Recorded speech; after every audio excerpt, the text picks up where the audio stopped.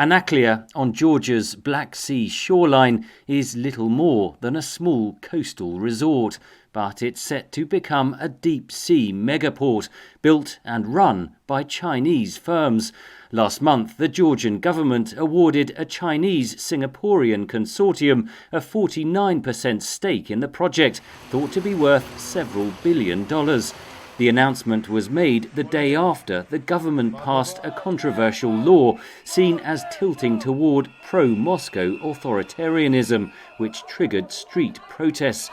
The speculation is, and I think it's a well-founded one, is that Georgian government is thinking about possibility of losing the Western investment and compensating it for some money from Russia and China. The port was set to be built by a joint American-Georgian consortium, but the government cancelled the deal in 2020. The consortium and the government blame each other.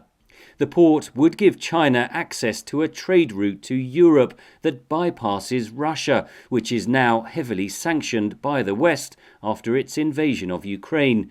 But critics fear the project could leave Georgia in a so-called debt trap, unable to finance the Chinese loans used to pay for the infrastructure. Georgian government owns 51% of it without having any money for it. They are going to lend the money for fulfilling the obligations they have under this 51%.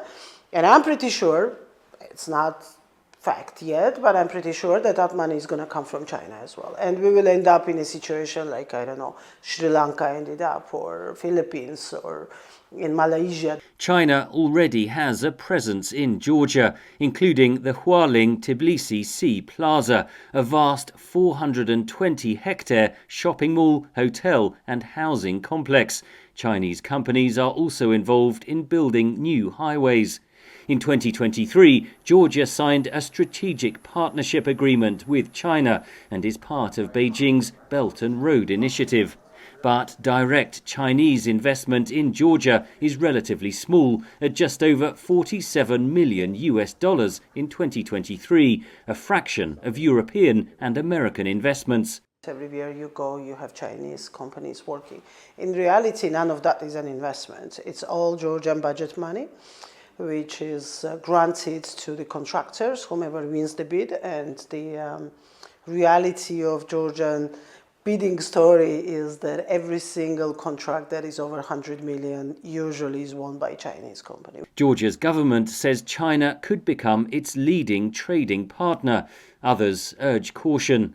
China and Russia, they strategize when they do something like that. They want to invest to then have political influence and have a the impact on local situation, and therefore we need to be careful on that. Georgia's government denies it is seeking to turn away from the West.